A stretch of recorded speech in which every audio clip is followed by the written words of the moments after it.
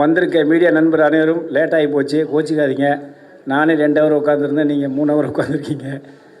என்னென்னா, கஷ்டப்படாமல் எதுவும் கிடைக்காது, கிடைக்கிறது கண்டிப்பாக கிடைக்கும். அந்தமாரி யார் அந்த பையன், நான் தான் அந்த பையனுங்கிற டைரக்டர், ப்ரொடியூசர், ஹீரோ நம்ம பால்ராஜ். இதெல்லாம் இன்றைக்கி காலகட்டத்தில் இவ்வளோ திறமையாக ஒரு படத்தை எடுத்து வந்து இதில் என்னன்னா ஆதித்யாவில் கொண்டு வந்து வச்சுருக்கார். ஆதித்யா ஹோட்டல் ஆதித்யாவில் கொண்டு வந்து வச்சுருக்காருன்னா அவரை நம்ம தனியாக இருக்க அத்தனை பேர் நம்ம பாராட்டணும். என்னென்னா எவ்வளோ நீட். நான் கேட்ட ஒரு 2 நாள் ஆஃபீஸ்க்கு வந்து என்னப்பா ஆதித்யா வச்சுனேன். இல்லை சார், எனக்கு வந்து சும்மா கச்சாமுச்சாலாம் வச்சு இது பண்ண பிடிக்காது, நீட்டாக பண்ணி முறையாக செய்யணும், சினிமா பார்க்கணும், சினிமா செய்யணுன்னாரு. அதை கரெக்டாக கொண்டு வந்து ஆதித்யா வச்சுட்டாரு. ஒரு மனிதர் என்ன நினைக்கிறோமோ அது கண்டிப்பாக நடக்குங்கிறதுக்கு இந்த யார் அந்த பையன், நான் தான் அந்த பையனுங்கிற டைட்டில் கேட்கும்போது அண்ணாமலை பல்கலைக்கழகம் தான் ஞாபகம் வருது. ஆனால் அது நினைக்காதீங்க. ஏன்னா இது படம், சினிமா கண்டிப்பாக மிகப்பெரிய வெற்றி அடையணும். என்ன சொல்கிறதுன்னு எனக்கு ரொம்ப என்னென்னா, ஒரு சாதாரண ஒரு ப்ரொடியூசராக வந்து இன்றைக்கி டைரக்டர் ஆகி ஹீரோ ஆகியிருக்காரு அப்படின்னா இந்த முயற்சி எல்லாருக்கும் வரணுங்கிறது தான் என்னுடைய எண்ணங்கள். ஏன்னா இப்போ நம்ம சொன்னாங்க அண்ணன் பேரரசை பற்றி, பயிலரங்கெலாம் 55 வருஷத்துக்கு மேலே சினிமாவில் இருக்கார். இவங்களாம் இவ்வளோ சாதித்ததுக்கு அப்புறம் இன்றைக்கி வந்து இன்றைக்கி ஒரு ஸ்டேஜில் உட்காந்து இன்றைக்கி பேசுகிறாங்க, சீஃப் கிட்ட கூப்பிட்றோம்னா அவங்களுடைய வளர்ச்சி, அவங்க எவ்வளோ கஷ்டப்பட்டு வந்து இன்றைக்கி மீடியா நிற்கிறாங்க அப்படின்னா அதே மாதிரி தான் நானும் இந்த இடத்துல வந்து நிற்கிறேன். அதனால் எல்லாருமே நீங்களும் இப்போ இருக்கிற மீடியாலாம் வந்து முன்னாங்க 3 மணி நேரம் 4 மணி நேரம் சொல்லி சொன்னாங்க. ஆனால் 100 நாள் வேலைக்கு போனால் கூட 1 மணி நேரம் வச்சுட்டு வந்துடுறாங்க. இங்கே 4 மணி நேரம் இதுமாதிரி மீடியா உட்கார வச்சுட்டு நிற்கும்போது எனக்கு ரொம்ப மனசு கஷ்டமாக இருந்துச்சு. சீக்கிரம் ஆரம்பிக்குமான்னு சொன்னேன், ஆரம்பிச்சிட்டாரு. இருந்தாலும் நம்மளுடைய யார் அந்த பையன், யாரா அந்த பையன், நான் தான் அந்த பையன் டைட்டில் கேட்கும்போதே ரொம்ப சந்தோஷமாக இருக்குது. இந்த படம் எங்கள் சங்கத்தோட படங்கும்போது ரொம்ப பெருமையாக இருக்குது. இந்த படத்தை எல்லோரும் தியேட்டரில் பார்க்கணும். என்ன எப்படி நிறைய பேசின ஆசை இருக்குது, டைம் ரொம்ப இல்லை. இருந்தாலும் வந்திருக்க அத்தனை பேர் சொல்கிறேன். எங்கள் சங்கத்தை பற்றி எங்கள் சங்கம் தான் நம்பர் 1ல் போயிட்டுருக்கு. அது நான் சொல்லணும்னு அவசியமே இல்லை, சொல்லப்போல விஜய். எங்கள் சங்கம் ஓப்பனாக சொல்கிறேன், தமிழ்நாடு திரைப்பட சிறுமுறை சங்கம் சென்னையில் இல்லை, இந்தியாவில் இல்லை, உலகம் முழுக்க எங்கள் சங்கம் எல்லோரும் சப்போர்ட் பண்ணி எங்கள் சங்கத்தில் ஜாயின் பண்ணிகிட்ருக்காங்க. எங்கள் சங்கத்தில் எந்த சூழ்நிலையும் யார் ஏமாத்தாலும் விடமாட்டோம். அப்படி யாராக ஏமாத்திர இருந்தாலும் எங்கள் சங்கத்தில் இருக்க விடமாட்டோம், உடனே அனுப்பிச்சிடுவோம். அதேமாரி சினிமாவை நம்பி யார் வந்தாலும் எங்கள் சங்கம் என்றைக்குமே குரல் கொடுக்கும். இதை நான் உங்களுக்கு ஓப்பனாக சொல்கிறேன். ஏன்னா இப்போ எல்லாமே பேச அண்ணன் ராஜன் சொல்லுவார், நம்ம ரங்கநாதன் சொல்லுவார், மேரசா சொல்லுவார். என்னென்னா எல்லாருமே கஷ்டப்பட்டு வந்த மாரி நீங்கள் இருக்கிற அத்தனை பேருமே என்ன மாரி தான் நீங்களும் வந்திருப்பீங்க. நான் ஒரு காலத்தில் ரஜினிகாந்த் மாரி வரணுன்னு வந்தேன். ரஜினி, கமல், அப்போலாம் விஜய் வரல, அஜித் வரல, அந்தமாரி ஒரு நடிகை வந்தபோது பிச்சை எடுக்காத குறையாக வந்து சினிமாவில் வந்து சேர்ந்து இன்றைக்கி வந்து நான் ஒரு தலைவராக இருக்கேன்னா அதுக்கு ஒரே காரணம் என்னோடய உழைப்பு, என்னோடய உண்மை, என்னோடய நேர்மை, என்னுடைய யதார்த்தமான பேச்சு தான். நான் யாருக்கும் பயப்பட மாட்டேன், யாருக்கும் அஞ்சவும் மாட்டேன். எதை சொன்னாலும் நேருக்கு நேர் வான்னு சொல்லி பேசக்கூடிய ஒரு சங்கம்னா அது எங்கள் சங்கம் தான். 10 செகண்டில் ஃபோன் பண்ணி வான்னு யார் சொல்லி வான்னு சொல்லி கூப்பிட்டு பேசுவேன். நீங்கள் கூட பார்த்துருக்கலாம். இப்போ இடையில கூட இப்போ தயாரிப்பாளர் சங்கம்லாம் எலெக்ஷன் நடந்திருக்கு. அது என்னோடய சப்போர்ட் ஃபுல்லாக நான் சப்போர்ட் பண்ணிகிட்ருக்கேன். என்ன காரணம்னா ஒரு தயாரிப்பாளர் சங்கம் நல்லா இருந்தால் தான் ஒரு சினிமா வளரும், ஒரு நடிகன் வளர முடியும், ஒரு டெக்னீஷியன் வர முடியும், ஒரு ஹீரோயின் வர முடியும், எல்லாம் ஒன்று. அதேமாரி இன்றைக்கி இந்த டேரக்டர் வந்து இப்போ இந்த படத்தை எடுத்து யார் அந்த பையன், நான் தான் அந்த பையனுங்கிற படத்தை அவர் எடுத்து வந்திருக்காருன்னா இப்போ அவர் எவ்வளோ கஷ்டப்பட்டு வந்திருக்காரு. இன்றைக்கி ஒரு ஃபங்க்ஷன் வச்சுருக்காரு. இது அது எதுவும் ஆதித்யா ரொம்ப சந்தோஷமாக இருக்குது. எந்த சூழ்நிலையிலையும் இவரை மாரி பிடிச்சற மேலே கொண்டு வாங்க, சப்போர்ட் பண்ணுங்கள். எந்த சூழ்நிலையும் மீடியா வந்து நீங்களும் இதேமாரி ஒரு வளர்ச்சி அடைஞ்சு நீங்கள் நாளைக்கு ஒரு தயாரிப்பாளரோ நடிகராகவோ உங்கள் லட்சியம் என்னமோ வரணும். இது வரைக்கும் வெயிட் பண்ணி இருந்ததுக்கு வந்திருக்க அத்தனை மீடியா நண்பர்களுக்கும் வந்திருக்க அனைவருக்கும் என்னுடைய மனமாக நன்றியை தெரிவிச்சுக்கிறேன். ரொம்ப சந்தோஷம். சப்போர்ட் பண்ணுங்கள், சினிமாவை நம்பி வாங்க. நான் கண்டிப்பாக சப்போர்ட் பண்ணுறேன். விஜய் சொன்னாவில் பிஆர் விஜய் எந்த சூழ்நிலையும் எப்போ ஃபோன் பண்ணால் எடுப்பேன், எதுக்கும் கவலைப்பட மாட்டேன். தைரியமாக வாங்க. நன்றி, வணக்கம். அனைவருக்கும் இரவு வணக்கம். ஏன்னா இது மாலை வணக்கம் இல்லை. எப்போவுமே ஆடியோ ஃபங்க்ஷன் சொன்னால் 4 பாட்டு போடுவாங்க, அதை பார்ப்போம். அதை வச்சு விமர்சனம் பண்ணலாம், ஏதாவது பேசலாம். ஏன்னா இதுக்கு வழி இல்லாமல் பண்ணிட்டார் ஆரம்பித்தவர் பால்ராஜ். நான் அதான் இயக்குனர் பேரரசிட்ட கேட்டேன், எங்கள் தயாரிப்பாளர் அவரே கதாநாயகன், அவரே இயக்குனர், அவரே கதை வசனம்னு போட்டிருக்காரு. புது டி ராஜேந்திரான்னு கேட்டேன். யார்கிட்ட அவர் அசிஸ்டன்ட் டைரக்டராக வேலை செஞ்சாருன்னு கேட்டேன். தெரியல என்னன்னு சொல்லிட்டாரு பேராசிரியர் பேரரசு. எங்கள் யார்கிட்ட அசிஸ்டன்ட் டைரக்டர் இருந்தீங்களா? நல்ல வேலை.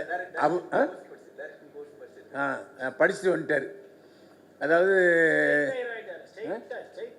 இல்லை, அதாவது அதுக்குன்னு ஒரு கல்லூரி இருக்குது. அந்த திரைப்பட கல்லூரியில் படிச்சிருக்காருன்னு நினைக்கிறேன். ஆனால் திரைப்பட கல்லூரியில் படித்தது வந்து ப்ராக்டிக்கல் ஆகாது. ஏன்னா நான் நிறைய தயாரிப்பாளர் கேட்கும்போது என்ன அப்போது கேப்டன் ஆர்கே செல்வமணி அறிமுகப்படுத்தும் போது 2-3 டைரக்டர் என்ன சொன்னாங்க, என்னையா போய் படிச்சுட்டு வராங்க, அசிஸ்டன்ட் டைரக்டர் இருந்தால் தான் கேமரா என்ன ஷார்ட் என்னங்கிறது தெரியும்னு அப்போவே கிண்டல் அடித்த ஆட்கள்லாம் உண்டு. இவர் எந்த கல்லூரியில் படித்தாருன்னு எனக்கு தெரியலை. ஆனால் இப்போ வர்ற எல்லாருமே, அதாவது காசு வச்சுருக்கவங்க எல்லாருமே கதாநாயகன் தான். அதில் எந்த வித சந்தேகமே இல்லை. எதுக்கு இன்னொருத்தரை போட்டு ரிஸ்க் எடுக்கணும்? நாமளே நடித்து அது லாபமோ நஷ்டமோ நாமளே ரிஸ்க் எடுத்துருவோம். இன்னும் ஒரு நல்ல விஷயத்த விட வர்றாங்க. அது நம்ம பாராட்ட வேண்டியது தான். அதில் எந்த சந்தேகம் இல்லை. இந்த போஸ்டரை பார்க்கும்போது ஒரு பக்கம் விஜய் சேதுபதி மாதிரி இருக்கார், இன்னொரு பக்கம் சிவகார்த்திகை மாதிரி இருக்கார். ஏன்னா அவருடைய ஃபேஸ் வந்து ஒரு பக்கத்து வீட்டு பையன் மாதிரி நமக்கு தோணுது. இதில் முக்கியமான விஷயம் ஒன்று நான் சொல்ல கடமைப்பட்டிருக்கேன். அருமைச்சவர் அன்புச்செழின்னு சொன்னார், என்கிட்ட வாங்க நான் ஹெல்ப் பண்ணுறேன்னு. எங்கள் ஃபைனான்ஸ் வாங்கி கொடுப்பீங்களாங்க? கரெக்டான விட்டேன். நேர்மையாக கரெக்டாக இருந்தால் எத்தனை கோடி வாங்கிடுவோம். ஏமாற்ற வந்து கிட்டே சேர்க்க கூட்டு உதப்போம்.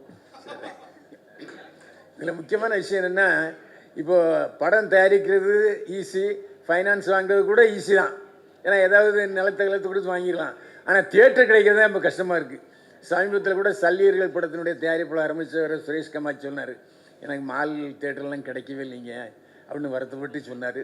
இதில் முக்கியமான விஷயம் என்னென்னா, நாட்டில் அரசியல் கட்சிகள் அதிகமாக இருக்கிற மாதிரி சினிமா தயாரிப்பாளர் சங்கமும் அதிகமாக இருக்குது. முதல்ல ஒரு சங்கம் ஒரு தொழில்னு சொன்னால் தான் கவர்மெண்ட்டை நம்ம போய் அப்ரோச் பண்ண முடியும்.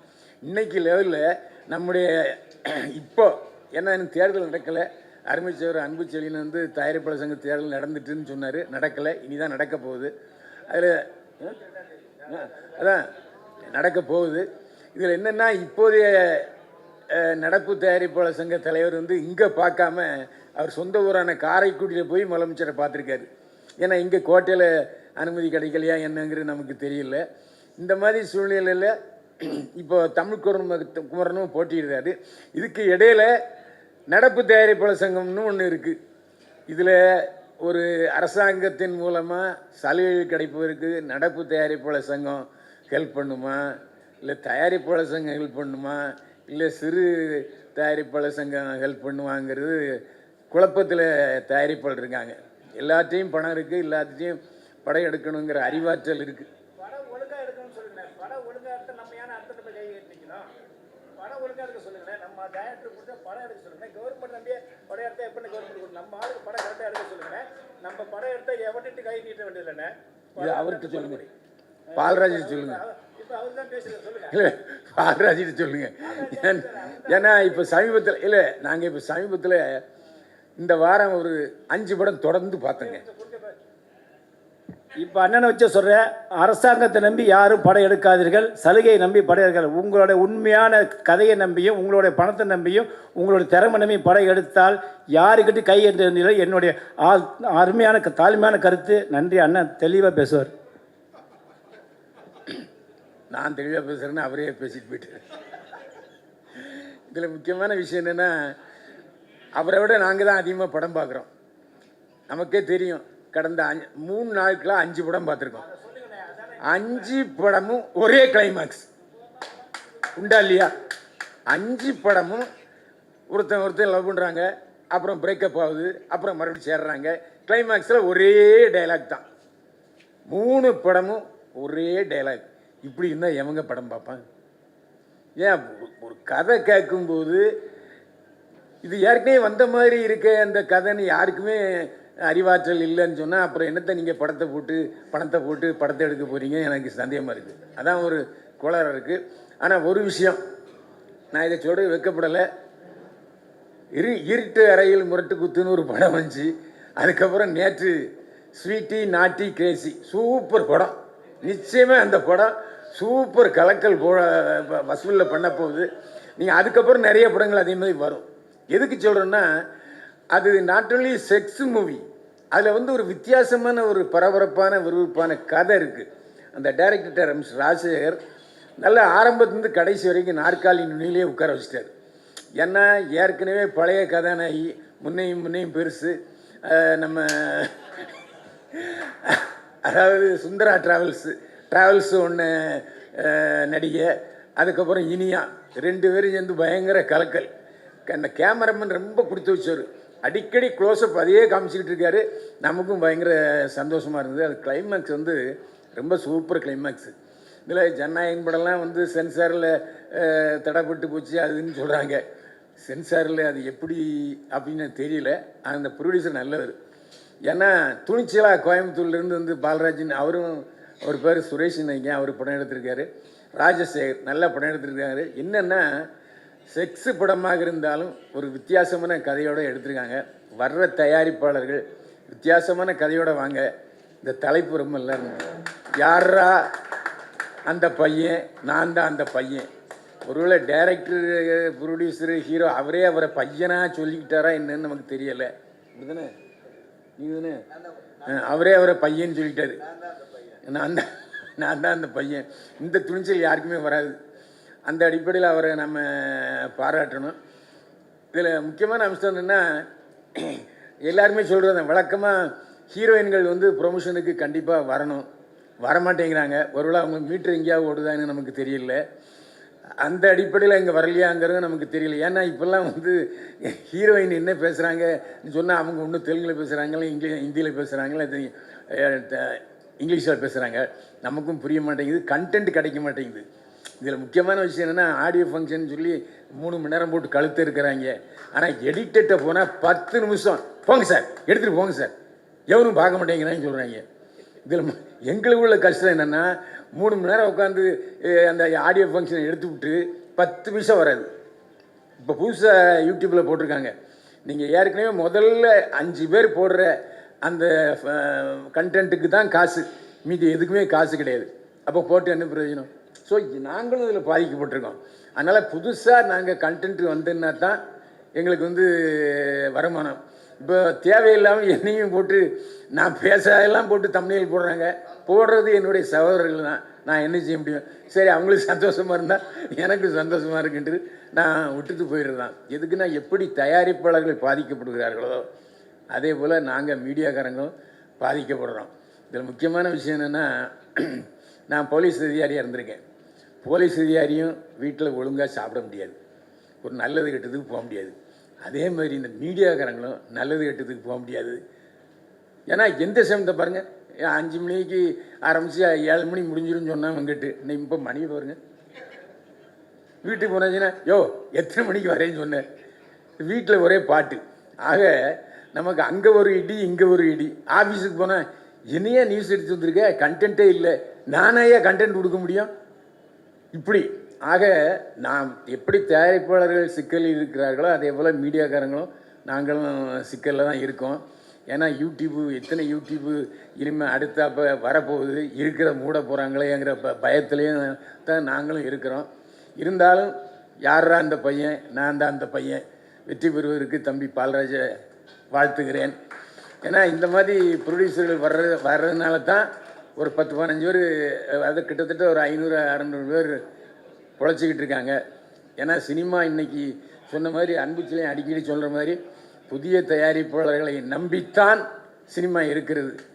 ஏன்னா பெரிய நடிகர்கள் பூரா வெளிநாட்டுக்கு போயிடுறாங்க, இல்லை வெளிய மாநிலத்துக்கு போயிடுறாங்க, இங்கே ஷூட்டிங் எடுக்கிறதே இல்லை. இந்த மாதிரி புதிய தயாரிப்பாளர்கள் தான் இப்போதைய சினிமாவை வாழ வைத்து கொண்டிருக்கிறார்கள். மேலும் தொடர்ந்து பல தயாரிப்பாளர் வர வேண்டும். வாழ்க வளமுடன். நன்றி, வணக்கம். வந்திருக்கிற அனைவருக்கும் என் மனமார்ந்த நன்றி, வாழ்த்துக்கள் தெரிவிச்சுக்கிறேன். யாரா அந்த பையன், நான் தான் அந்த பையன் படத்துடைய கதாநாயகன், இயக்குனர், தயாரிப்பாளர் நான். இந்த கதை நான் ஆக்சுவலாக யார்கிட்ட அசிஸ்டண்ட்டாக ஒர்க் பண்ணீங்க அப்படின்னு கேட்டார் அண்ணன். நான் யார்கிட்டையும் அசிஸ்டண்ட்டாக ஒர்க் பண்ணல. நான் டைரெக்ஷன் கோர்ஸ் படித்தேன். அதே போல் யார்கிட்டையும் போயிட்டு வேலை கேட்குறதோ இல்லை யார்கிட்டாவது போய் வாய்ப்பு கேட்குறதோ எனக்கு வந்து பிடிக்காது. அதனால் நான் வந்து என்னை தயார்படுத்திக்கிட்டேன். இது வரைக்கும் நான் யார்கிட்டையும் போய் வாய்ப்பு கேட்டதில்லை. எந்த இதுலேயும் நான் நடித்தா ஹீரோவாக தான் நடிக்கணும்னு நினச்சேன். அதனால் எனக்காக நான் வந்து ஏற்படுத்திக்கிட்ட கதை தான் இது. நான் என்னை வந்து நான் மெருகேற்றிக்கிட்டேன். அது அது பெரிய கதை அது. அதனால் நான் ஸ்ட்ரைட் ஹீரோ தான், நடித்தா ஹீரோவாக தான் நடிப்பேன் அப்படின்ற முடிவு பண்ணி தான் நான் இறங்கியிருக்கிறேன். இந்த கதை பொறுத்த வரைக்கும் வந்து ரொம்ப வித்தியாசமான கதை. ஆக்சுவலாக நான் வந்து நிறைய படம் பார்ப்பேன். நிறைய படங்கள் வந்து நிறைய குறைகள் இருக்கும். இந்த கதை பொறுத்த வரைக்கும் வந்து குறை சொல்ல முடியாது, அந்தளவுக்கு நான் எடுத்திருக்கிறேன். ஏன்னா நிறைய படத்தை பார்த்த அனுபவம் தான் இந்த கதை வந்து இந்த படத்தை நான் நல்லா எடுத்திருக்கிறேன். கண்டிப்பாக எனக்கு வந்து 100% நம்பிக்கை இருக்குது இந்த படம் ஜெயிக்கும் அப்படின்னு. 1% கூட சந்தேகம் இல்லை இந்த படம் தோக்கும் அப்படின்னு. கண்டிப்பாக வந்து சிறு திரைப்படங்களுக்கு வந்து அதாவது ஒரு முக்கியத்துவம் கொடுக்கலனா கூட அட்லீஸ்ட் கொஞ்சம் என்ன சொல்கிறது, ஒரு உந்துகோலாக வந்து இருக்கணும் அப்படின்னு நான் நினைக்கிறேன். அதாவது ரசிகர்ஸையும் மீடியாக்களையும் வந்து திரையரங்கு உரிமையாளர்களும் வந்து சிறு படங்களுக்கு வந்து கொஞ்சம் வாய்ப்பு கொடுங்கன்னு கேட்குறேன். கண்டிப்பாக இந்த படம் வந்து ஜெயிக்கும். பட் இப்போது பொறுத்த வரைக்கும் திரைப்படங்கள் வந்து சிறு படங்களுக்கு முக்கியத்துவம் கொடுக்கறதில்ல. அது வந்து ஒரு மன வருத்தமாக இருக்குது. அது வந்து திரையரங்கு உரிமையாளர் கொஞ்சம் மனசு வைக்கணும்னு நான் நினைக்கிறேன். என்ன மாதிரி சிறு படங்கள் எடுக்கிறவங்களுக்கு கொஞ்சம் வாய்ப்பு அளிக்கணும்னு நினைக்கிறேன். இந்த படம் வந்து கண்டிப்பாக ஜெயிக்குங்க. எனக்கு வந்து 100% நம்பிக்கை இருக்குது. வேறு என்ன பேசணும்னு நினைக்கிறீங்களோ சொல்லுங்கள், நான் பேசுகிறேன்.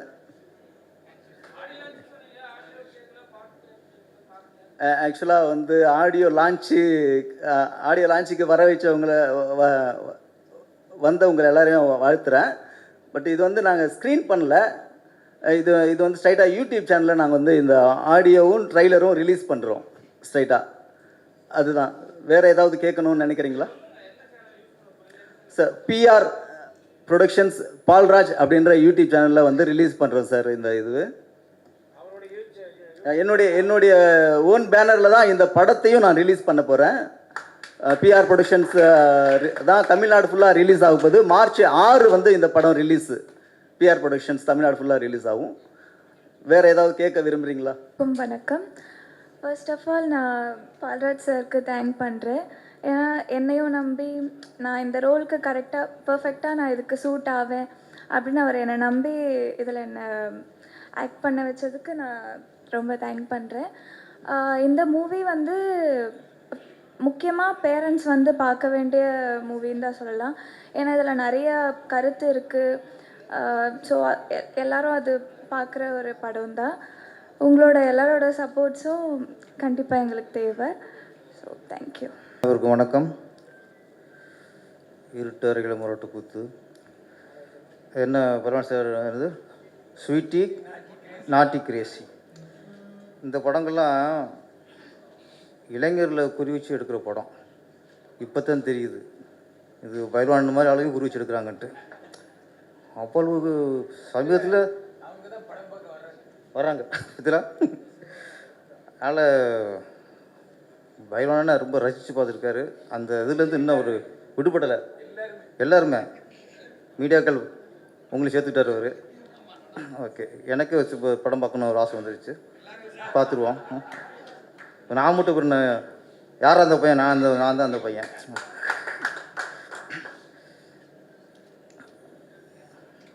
அன்பழகன்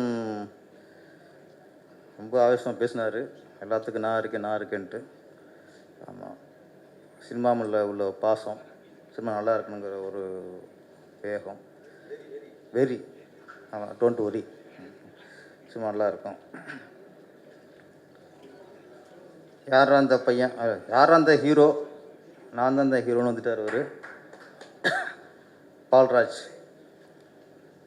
நான் ட்ரெய்லர் பார்த்துட்டேன். ட்ரெய்லர் காட்டினார், சாங்கும் பார்த்துட்டேன்.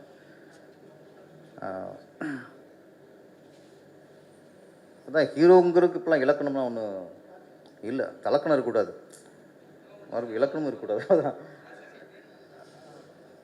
பாக்கியராஜ் சார் ஃபஸ்ட்டு புதிய வாரம் நடிக்கும்போது இயக்குனர் என் பாரதியை தவிர எல்லாருக்குமே இவரெல்லாம் ஹீரோவா அப்படின்னு தான் பார்த்தாங்க. அவர் பின்னால் பெரிய ஹீரோவா திரைக்கமரனா உருவாயிட்டார். ரஜினி சாரும் அப்படி தான். பிகினிங் பார்த்து யார் கருப்பா பரட்டையா அப்படி தான் இந்த மாதிரிலாம் நடிக்க வந்துட்டாங்களான்னு தான் பேசுவாங்க. இப்போ அது பெரிய சூப்பர் ஸ்டார் ஆகிட்டார். அது தனுஷ், அது துள்ளுவதோ இளமை. ஃபர்ஸ்ட்லாம் பார்க்கும்போது ஒரு ஹீரோவே தெரியாது, இன்றைக்கி ஒரு பெரிய ஹீரோ. அது மாதிரி ஹீரோக்கு ஒரு அழகாக இருக்கணும், சிவப்பாக இருக்கணும் அப்படிலாம் இல்லை, அந்த கதைக்கு பொருத்தமாக இருக்கணும். ஒரு கதாபாத்திரத்துக்கு யார் கரெக்டாக பொருத்தமாக இருக்காங்களோ அவங்க கதாநாயகன். இந்த படத்துக்கு யார் அந்த பையன், அந்த பையன். நான் ட்ரெய்லராக பார்க்கும்போது ஓகே, இந்த கதைக்கு இவர் பொருத்தமானவர். அவரே தயாரிப்பாளர், அவரே கதாநாயகன், அவரே இயக்குனர். ஒரு தன்னம்பிக்கையின் வெளிப்பாடு. இந்த கல்யாணம் பேசும்போது பொண்ணு வீட்டில் கேட்பாங்க, என்ன எதிர்பார்க்குறீங்க அப்படின்ட்டு மாப்பிள்ளை வீட்டார்கிட்ட. இப்போ மாப்பிள்ளை சைடில் பொண்ணுக்கு ஒரு 50 பவுன் போடுங்கம்பாங்க. இவங்க அவ்வளோலாம் முடியாது, ஒரு 25 பவுன் தான் போட முடியும். இப்படி பேசி கடைசியாக மாப்பிள்ளோட கேட்டதில் பாதியை போட்டு தான் கல்யாணம் பண்ணி வைப்பாங்க. இது ஏன் சொல்கிறேன்னா, இந்த யாரா அந்த பையன், அந்த பையனை இந்த மாதிரி ஒரு டேர்ம்ஸ் அண்ட் கண்டிஷன் வருது. ஆனால் அது புதுசாக இருக்குது. அந்த நாட்டு சொன்னார், இதில் மாப்பிள்ளையோடைய நோக்கம் அவர் பொண்ணு வீட்டில் போய் நகை கேட்கல, பணம் கேட்கல, பொருள் கேட்கல. அவர் போட்ட ஒரே கண்டிஷன் சொல்லாமல, நான் 12 பிள்ளையோ பெற்றுவேன், எனக்கு யார் 12 பிள்ளை பெற்று கொடுக்குறாங்களோ அவள் தான் பொண்டாட்டி அப்படின்ட்டு. இந்த காலம் யார் ஒத்துக்குவா? இப்போ 1 2 பெற்றுக்களே முடிஞ்சு வச்சு கதை. 12 அதெல்லாம் ஒரு காலத்தில் இருந்துச்சு, டஜன் கணக்கில் பெற்று வளர்த்தாங்க. எப்படி பொண்ணு கிடைக்கும்? கடைசியாக ஒரு பொண்ணு பேசுகிறாங்க, இதே மாதிரி தான் 50 பவுன் கேட்கும்போது 25 பவுன் தான் போடுற மாதிரி அந்த பொண்ணு ஓப்பனை சொல்லிடுது, நான் 6 பிள்ளை பெற்று தரேன்றது. ஒத்துக்கார், ஓகே, எதுவுமே ஒத்துக்கலை, இதாவது பாதிக்காத வந்திருக்கே அப்படின்ட்டு இருட்டார்கள் முரட்டை குத்து மாதிரி. எத்தனை குத்துன்னு தெரியல. அந்த 6 இல்லாமல் 25 பவுன் போடாமல் வெறும் 5 பவுன் போட்டால் அப்படி இருக்கும். அந்த மாதிரி ஒரு ஏமாற்றம் வந்ததுக்கப்புறம் தான் இந்த பையன் வந்து சுண்ணாம்பாகி அதுக்கப்புறம் என்ன ஆகிறாங்கிறது தான் இந்த யார் அந்த பையன், நான் தான் அந்த பையன். ஆனால் அந்த யார் அந்த பொண்ணு தான் யாருன்னு தெரியல. இந்த பொண்ணை கொஞ்சம் காட்டியிருக்கலாம், 6 பிள்ளை பார்க்குற பொண்ணை பார்த்துட்டு காட்டியிருக்கலாம். எப்படி வரும்? நீங்கள் 12 பிள்ளை பார்க்கணும்னா ஷூட்டிங் வந்ததே பெரிய விஷயம், இல்லை ஆடி லிஸ்க்கு வருவா. ஆமாம், நிறைய சிறிய படங்கள் எல்லாம் பயமுத்துவாங்க, சின்ன படங்கள் ஓடுறதில்ல, சின்ன படங்கள் தேட்டர் கிடைக்கிறதில்ல, அதெல்லாம் போய் நல்ல படத்துக்கு தேட்டர் கிடைக்கும் சார். சின்ன படங்கள் ஓடுறதில்லைங்கிறது போய் நல்ல படங்கள் ஓடும், ஓடிக்கிட்டு இருக்கு. சமீபத்தில் எத்தனை படம் சிறையை பார்க்குறோம், ஆண்பாவம் பொல்லாத பார்த்துருக்கோம். இப்போ ஜீவா சிறப்படம், ட்ரிபிள் டி. சும்மா பயமுத்துவாங்க, படத்தை படமாக எடுக்கணும். அதான் ஆசைக்கு படம் எடுக்கிறது தான் இங்கே பிரச்சனை. அங்கே தான் விபத்துலாம் உண்டாகுது. நேசித்து ஒரு தொழில் கற்றுக்கணும். சொன்னாங்க இன்ஸ்டியூட்லேருந்து நேராக வந்துட்டார் அப்படின்ட்டாங்க டைரக்டர். அது சிலர் அப்படி வருவாங்க. வண்டியத்தின் சார் எங்கேயும் ஒர்க் பண்ணல, ஆர் சுந்தரராஜன் பெரிய சிலுவஜி படம்லாம் கொடுத்தாரு, அவரும் யார்கிட்ட ஒர்க் பண்ணல. பாரராஜா ஒர்க் பண்ணார். பாரராஜா வந்து புட்டாநாட்டை ஒர்க் பண்ணார், ரா சங்கரன்ட்ட ஒர்க் பண்ணார். பாரராஜா 2 3 குருலாம் இருக்காங்க. ஆமாம், அதை சொல்லிட்டேனே. அண்ணன் எக்கூட பேசிட்டே இருப்பார். அது மாதிரி. ஆனால் ஒரு தொழில் திருதியிலேயே ஒரு இயக்குனருக்கு உணர்வு தெரியணும், உணர்வுபூர்வமாக ஒரு படம் எடுக்க தெரியணும். நம்ம என்ன ஃபீல் பண்ணுறோமோ அதை மக்களையும் ஃபீல் பண்ண வைக்கணும். நம்ம காமெடியாக ஒன்று எடுத்தால் அவங்க சிரிக்கணும், எமோஷன் எடுத்தால் அவங்களுக்கு எமோஷன் ஆகணும். நம்ம ஒரு ஃபீல் சோகம்னா அவங்க ஃபீல் பண்ணணும். அவன் தான் டைரக்டர். மேக்கிங்கும் அதெல்லாம் இல்லை. நம்ம என்ன நினைக்கிறோமோ அதை ஆடியன்ஸும் ஃபீல் பண்ண வைக்கணும். அது பால்ராஜ் நான் எதிர்பார்க்குறேன். ஏன்னா ட்ரெய்லர் நல்லா ஃபீலிங்காக பண்ணியிருந்தார். அப்புறம் இன்றைக்கி பாருங்கள், சிறிய படங்கள் வர்றதே பெரிய விஷயமா இருக்குது. அதுக்கு தேட்ரு கிடைக்கிறது பெரிய விஷயமா இருக்குது. ஆனால் இன்றைக்கி பாருங்கள், இந்த 13ஆம் தேதி 4 ரீலீஸ் படம். உயிருள்ளவரை உஷா, மின்னலே, காதலர் தினம், இன்னொன்றுனா மௌனம் பேசியது. ஆமாம், அப்போது 4 ரீலீஸ் படத்துக்கு இன்றைக்கி தேட்ரு கிடைக்குது. ஈஸியாக அவங்களுக்கு தேட்டர் கொடுக்குறாங்க. ஆனால் ஸ்ட்ரைட் படத்துக்கு போராட வேண்டியிருக்கு. அப்போ ஏற்கனவே வெற்றி அடைஞ்சு கோடிக்கணக்கில் சம்பாதிச்ச படத்துக்கு திரும்ப நீங்கள் இடம் கொடுக்குறீங்க. ஆனால் இன்றைக்கி கோடிக்கணக்கில் கொட்டி இதில் சம்பாதிக்கணும், இது போட்டோஸ் எடுக்கணும், அதுக்கு நாங்கள் தரமாட்டோம். அதுக்கு இன்றைக்கி இடம் இல்லை. இதெல்லாம் யார் கேட்குறது, யார் பொருள் கொடுக்குறது? ஒரு கட்டமைப்பு வேணும். இயக்குனர் இது தயாரிப்பாளர் சங்கத்தில் ஒரு கட்டமைப்பு வேணும். இப்போ இந்த 13ஆம் தேதி ரீலீஸ் படம், வெற்றி அடைஞ்ச படம், அதுக்கு ஒரு கிரேஸ் இருக்கும். இப்போ சின்ன படங்களில் வருது. அன்றைக்கி இந்த சார் 10 4 படம் பார்த்துருக்காங்க. மயிலாஞ்சின்னு ஒரு படம், நல்ல படம், நல்ல லவ் ஃபீல். ஆனால் அந்த ரீலீஸ்குள்ள படம் இதுக்கு அந்த இது ஈர்ப்பு இருக்குமா அப்படின்னா ஒரு கேள்விக்குறியாக இருக்குது. அவங்க புலம்புறாங்க, என்ன சார் நாங்கள் போராடி 2 வருஷம் படம் எடுத்துருக்காங்க சார். படத்தை 2 வருஷம் போராடி பார்த்தா படத்தை முடித்து ரிலீஸ் பண்ண போகிறதுல நேரத்தில் பார்த்தா 4 படம் ரீலீஸ் வரும்போது அவங்க அப்செட். இப்போ அவங்க யார் காப்பாற்றுறது? அவங்களுக்கு யார் குரல் கொடுக்குறது? ஏற்கனவே மங்காத்தா ஓடிச்சு, படையப்பா ஓடிச்சு. இப்போ ஓடுனவங்களே திருப்பி நம்ம தேட்டர் கொடுத்து ஓட வச்சுருக்கும்போது இங்கே வாழ்வரம் பாதிக்கப்படுது. புதுசாக படம் எடுக்கிறவங்க கூட என்ன பண்ணுறது தெரில. அப்போ ரீலீஸுங்கிறதுக்கு தனியாக ஒரு லிஸ்ட்டு வைக்கணும். இந்த தேட்டரில் நீங்கள் வச்சுங்க. புது படங்கள் இப்போ கரண்டில் படம் எடுத்து புதுசாக ரிலீஸ் பண்ணுற படத்தை டிஸ்டர்ப் பண்ணக்கூடாது. இப்போ 13 படம் ரிலீஸ் ஆகுது, அதில் 4 ரீலீஸ், மற்ற எந்த படமும் ஒன்றும் என்னாலும் தெரிய மாட்டேங்குது. ஏன்னா இது பேசும்போது பயம் இருக்குது. சில சூழ்நிலைகள் நம்ம படம் நல்லா இருக்குது, சூப்பராக இருக்குது, எல்லாம் இருக்குது, ஓகே. ரிலீஸ் ஆகிற சூழ்நிலையும் ஒன்று இருக்குல்ல.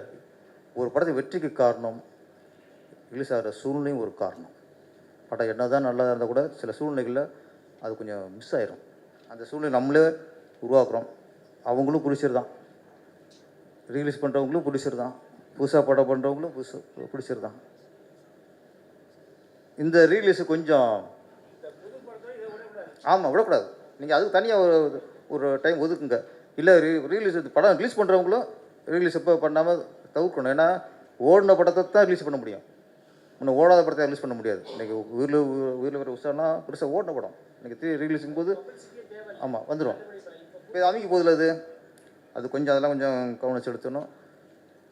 அப்புறம் இந்த அவார்டு சொன்னாங்க தமிழக அரசு, இது எப்படின்னா இந்த வருஷம் 2026 ஒரு படம் ரிலீஸ் ஆகி அது தமிழக அரசு தேர்வு பெற்று அது தமிழக அரசு விருது அறிவித்தா அது எப்போ கிடைக்குது? 2036 கிடைக்கும். இந்த 2026 சிறந்த குழந்தை நட்சத்திரம் அப்படின்னு ஒரு குழந்தைக்கு அவார்டு கிடைக்குது. அது வாங்கும்போது குழந்தையாக இருக்குது, அது குழந்தை குட்டியமாக போய் குழந்தை நட்சத்திரம் சிறந்த குழந்தை நட்சத்திரம் வாங்கும்போது அது குழந்தையில போய் வாங்கும். இதெல்லாம் இட்லி மார்க்க சூடாக இருக்கும்போது இன்றைக்கி படம் ரிலீஸு, இந்த வருஷம் ரிலீஸ்னால் அடுத்த வருஷம் எங்களுக்கு அவார்டை கொடுத்தா தானே அது ஒரு திருப்பி வாங்க முடியும். நீங்கள் இட்லியை அவிச்சு ஃப்ரிட்ஜில் வச்சு ஒரு மாதம் குடிச்சிங்கன்னா ஒரு மாதம் கழிச்சு கொடுத்தா.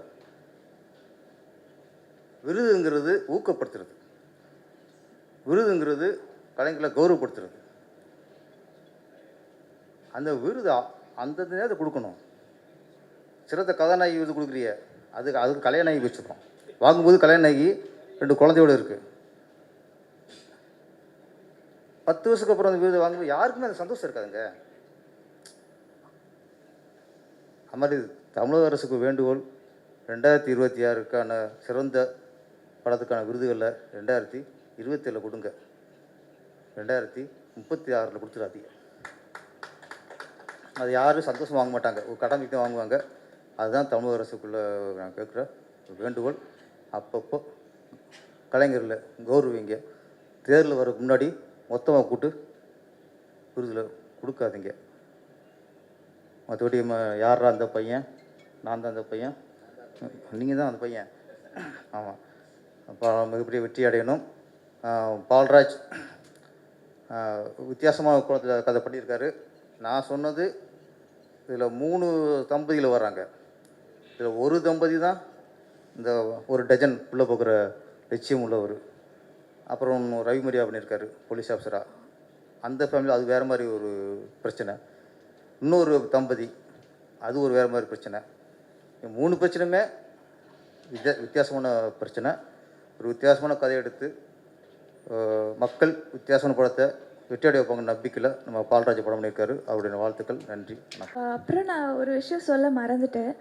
இந்த படம் நான் மெயினாக பண்ணுறதுக்கான ரீசன் இருக்கும் இல்லையா? ஏன்னா நீங்கள் போஸ்டர்லேயே பார்த்துருப்பீங்க, ரொமான்டிக்கான சீன்ஸு இருக்கும். ஸோ ஃபஸ்ட்டு நான் டைரக்டர் சாரை மீட் பண்ண போகிறப்போ ஒரு ஸ்டார்டிங் என்னை கேட்டது வந்து, இதில் 2 லீட் இருக்காங்க, ஒரு லீட் வந்து நார்மல் டீசெண்டாக இருக்கும், இன்னொரு லீட் வந்து ரொமான்ஸ் சீன் வந்து நிறைய இருக்கும்னு சொல்லி கேட்டாங்க. அப்புறம் நான் இல்லை ரொம்ப இன்டிமேட் சீனாக நான் பண்ண மாட்டேன் அப்படி சொல்லியிருந்தேன். அதுக்கப்புறம் இல்லை லிப்லாக் கண்டிப்பாக இருக்கும்னு சொன்னாங்க. இல்லை சாரி, நான் அது பண்ண முடியாது, எனக்கு கம்ஃபர்டபுள் இல்லைன்னு சொன்னேன். அப்புறம் சார் ரொம்ப கன்வின்ஸ் பண்ணாங்க, இல்லை முடியாதுன்னு சொன்னதுக்கப்புறம் நிறைய விஷயம் வந்து சார் அதை புரிஞ்சுக்கிட்டது. அப்புறம் சரி ஓகே, என்ன சீன் வருதோ அதை எடுத்துக்கலாம், சீட் பண்ணி எடுத்துக்கலாம், நிறைய விஷயம் அப்படி சொன்னாங்க.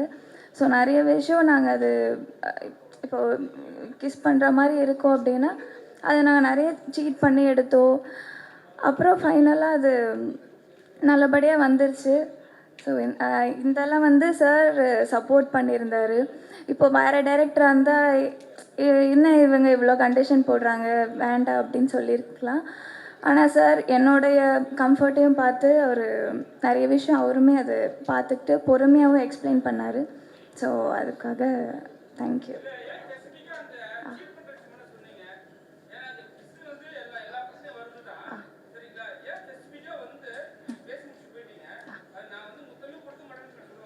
அப்படி இல்லை, இதில் வந்து அந்த காட்சி நிறைய இருக்கும். ஸோ அதுக்காக நான் ஆல்ரெடி சொன்னது வந்து லிப்லாக் பண்ண மாட்டேன்னு சொன்னேன். ஸோ அதனால் சீட் பண்ணி எடுத்துக்கலாம் அப்படின்றதுனால சார் அவர் சப்போர்ட் பண்ணார் இல்லையா, அந்த ஒரு விஷயம் சொல்லணும்னு நினச்சேன்.